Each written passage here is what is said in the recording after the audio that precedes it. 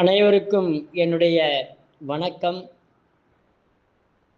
ஐயா, அது நானு நீங்க சொன்னீங்க இல்லையா வாழைத்தண்டு எங்க தோட்டத்தில் இருக்குதுங்களா ஐயா, அது மாதிரி செஞ்சு 2 நாளைக்கு முன்னாடி தாங்க ஐயா அந்த ஒருத்தர் எங்க சொந்தக்காரருக்கு கல் இருக்குதுங்களான்னாரா, ஆப்ரேஷனுக்கு போறேன்னாரா.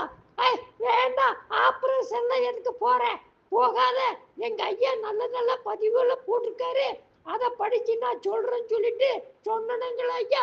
அவர் அதே மாதிரி செஞ்சாருங்களா ஐயா.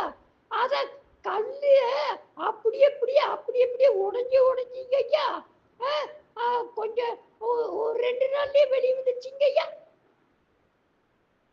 ஆமாம், நல்லா வெளியே வந்துடும். அது நீங்கள் பயப்படாமல் செய்யணும்.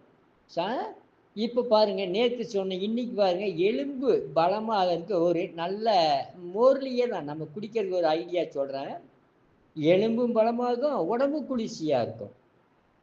இந்த ஒரு கைப்பிடி புதினாத்தலை எடுத்துக்குவாங்க, ஒரு கைப்பிடி இந்த மல்லித்தலை எடுத்துக்குவாங்க, கேரட்டு துருவல் ஒரு 2 கேரட்டை சின்ன சின்னதாக நறுக்கி அதை ஒரு இது எடுத்துக்குவாங்க. ஒரு காயில் சீரகப்பொடி 1 ஸ்பூன் எடுத்துக்குவாங்க.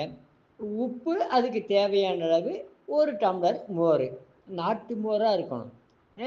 இது எல்லாம் நல்லா இந்த கொத்தமல்லி தலை இதையெல்லாம் போட்டு மிக்சியில் ஜாரில் அடிச்சிங்க, ஒரு வெள்ளை துணி போட்டு புழிஞ்சி அந்த சாறை எடுத்துட்டு இந்த சீரகப்பொடியை அதில் சேர்த்து 1 டம்ளர் மோரோடு சேர்த்து நீங்கள் நல்ல மத்தியான நேரத்தில் 2 டம்ளர் நல்ல மெதுவாக குடிச்சிட்டு வந்தீங்கன்னு வைங்க, உங்களுக்கு எலும்பும் பலமாயிரும், கீழே விழுந்தாலும் எலும்பு உடையாது, உங்களுக்கு உடம்பு குளிர்ச்சியாக இருக்கும். செய்து பயன்பெறுக. வாழ்க வளர்க உயர்க. நன்றி, வணக்கம்.